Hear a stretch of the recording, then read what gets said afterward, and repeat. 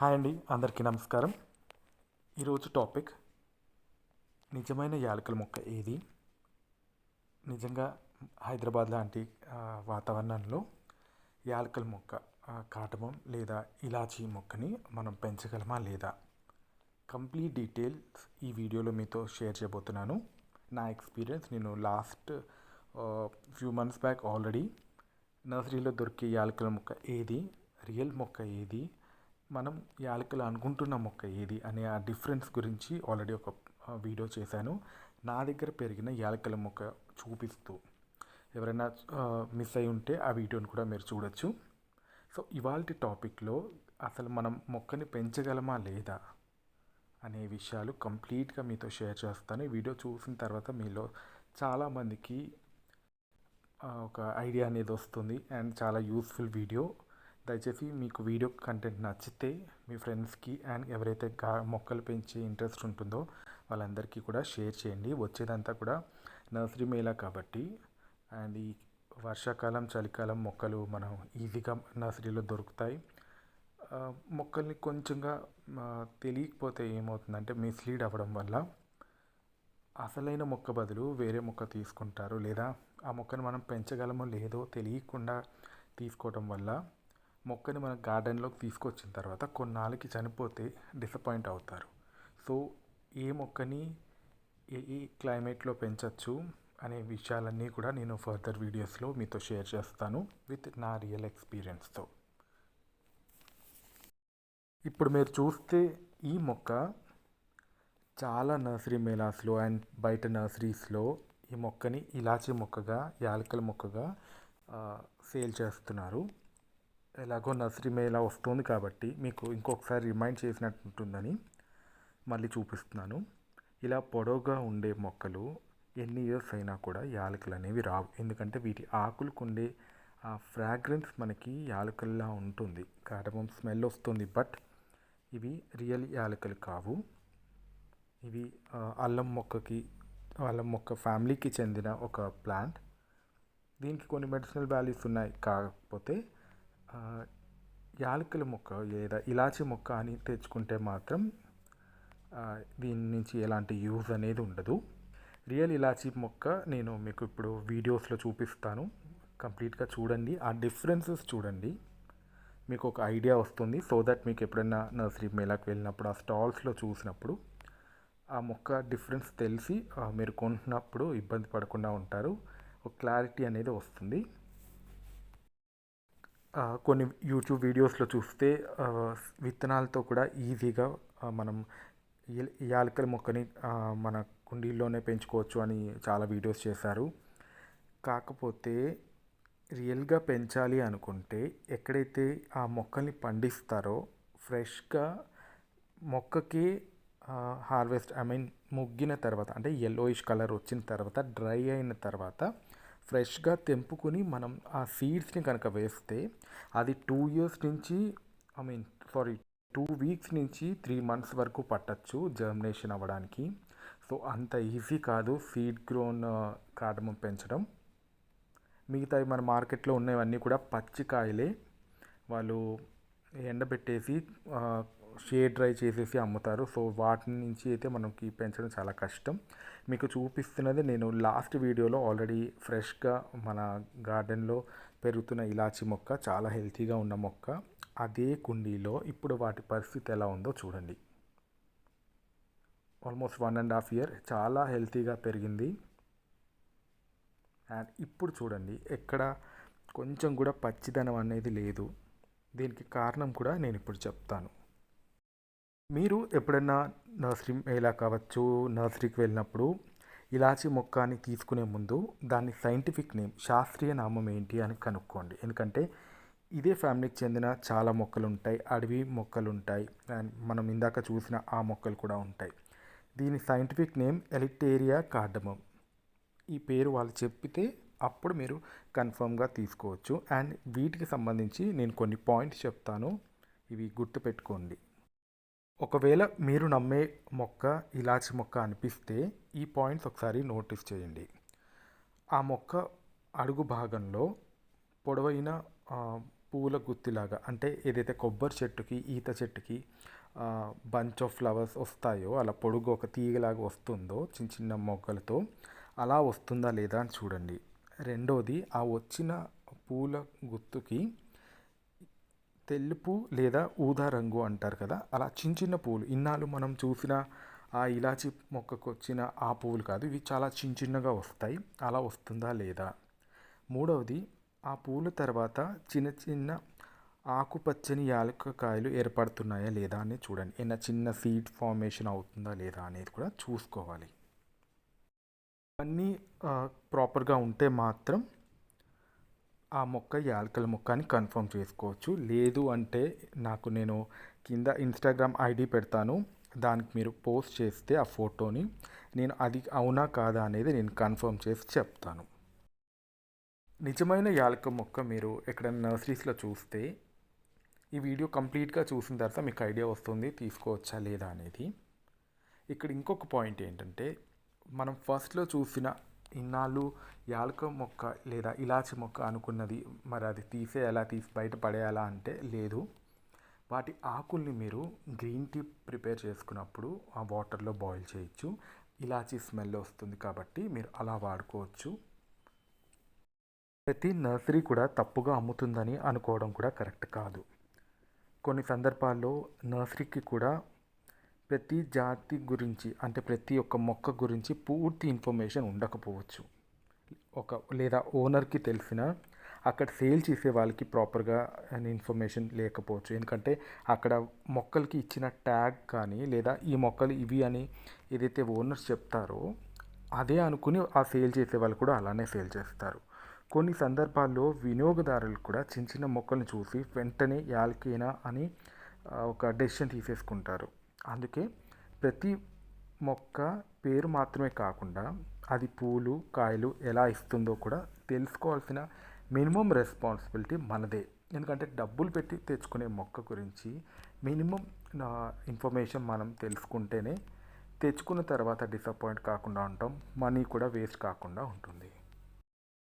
మా ఇంట్లో ఇప్పుడు నేను ఏదైతే చూపించే మొక్క యాలకుల మొక్క గురించి చెప్తూ ఇంత ఇన్ఫర్మేషన్ చెప్తున్నావు, మరి నువ్వెలా మిస్ అయ్యావు అంటే ఎక్స్పీరియన్స్ తోటే చెప్తున్నాను. నేను మిస్ చేసుకున్నట్టుగా మీరు కూడా అలా డిసప్పాయింట్ కాకూడదని ఈ ఇన్ఫర్మేషన్ అంతా గ్యాదర్ చేసి తెలుసుకున్న తర్వాత మీతో చెప్తున్నాను.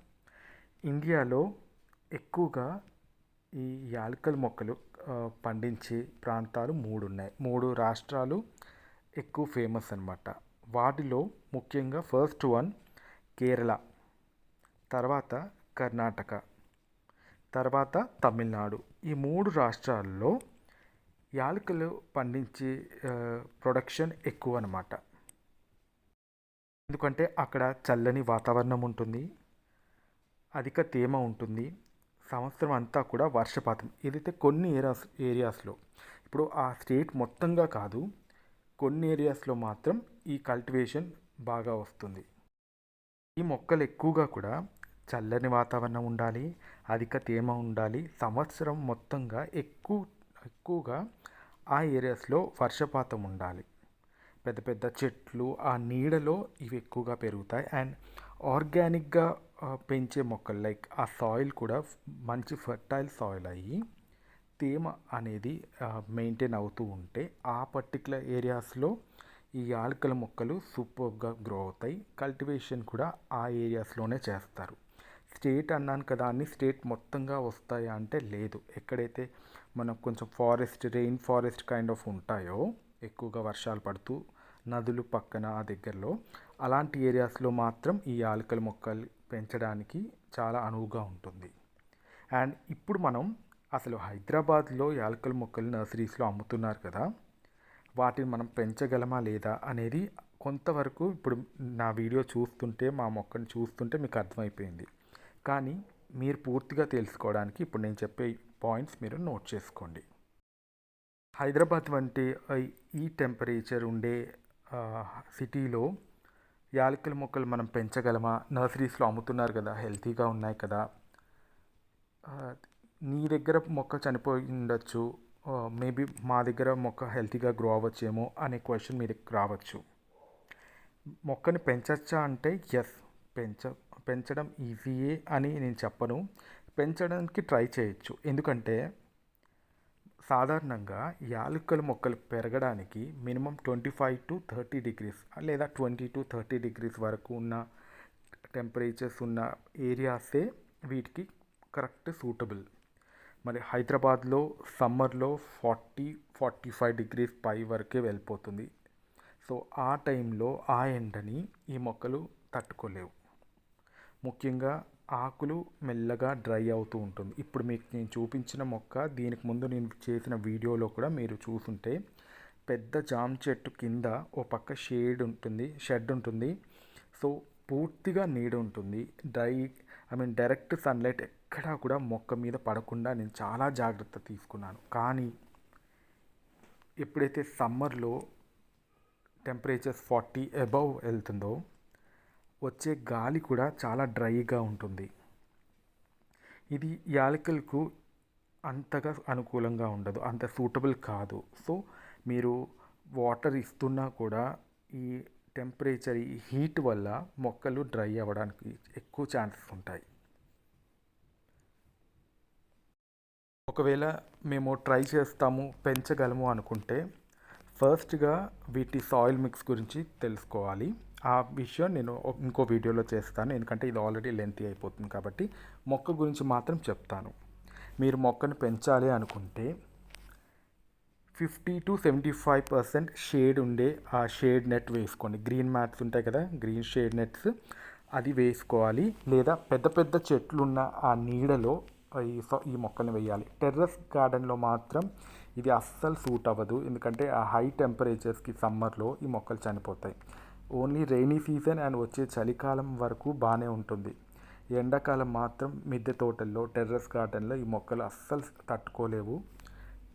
అండ్ ఇంకొక విషయం ఏంటంటే ఇప్పటి వరకు హైదరాబాద్ సరౌండింగ్స్లో వీటి కల్టివేషన్ ఎక్కడా లేదు.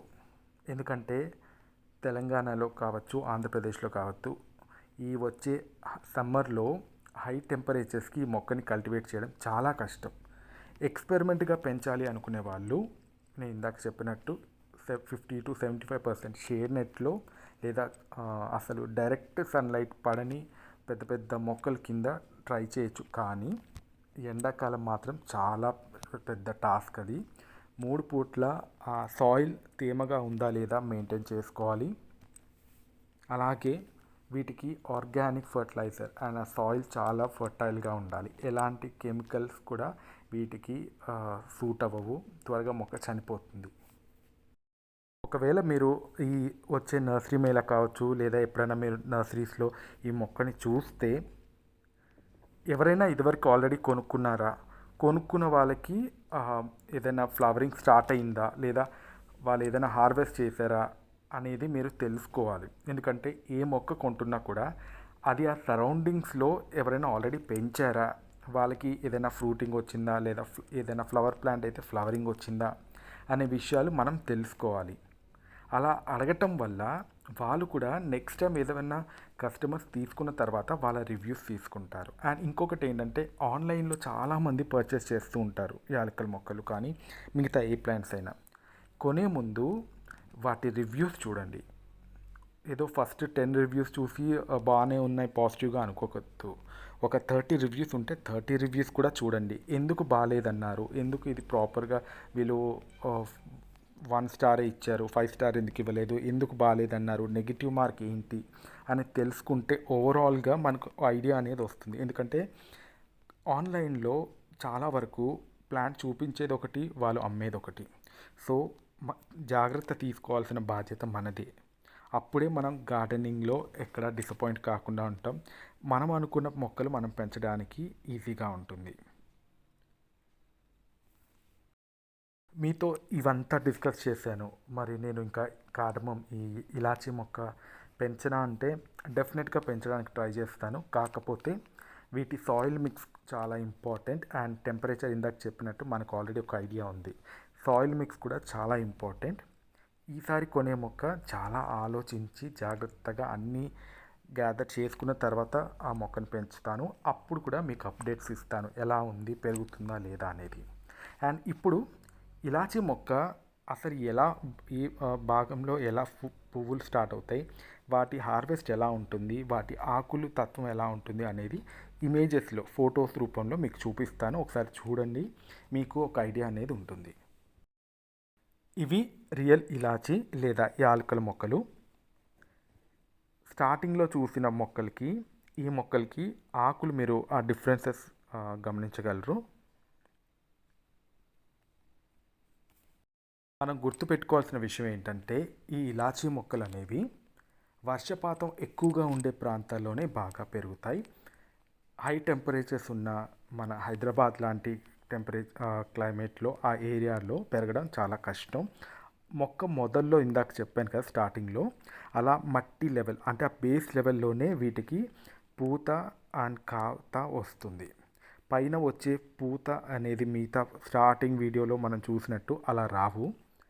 ఇలా ఇలాచీలు పచ్చిగా ఉన్నప్పుడే వాళ్ళు కోసి నీడలోనే ఎండబెట్టిన తర్వాత మనకి సేల్ చేస్తారు. కాబట్టి వాటి విత్తనాల నుంచి మొక్కలు పెంచచ్చా అంటే చాలా చాలా కష్టం. సో ఇవంతా మీకు ఒక ఐడియా రావాలని, నెక్స్ట్ టైం ఎప్పుడైనా మొక్కలు కొన్నప్పుడు తెలుసుకోవాలని ఒక చిన్న ప్రయత్నం మాత్రమే.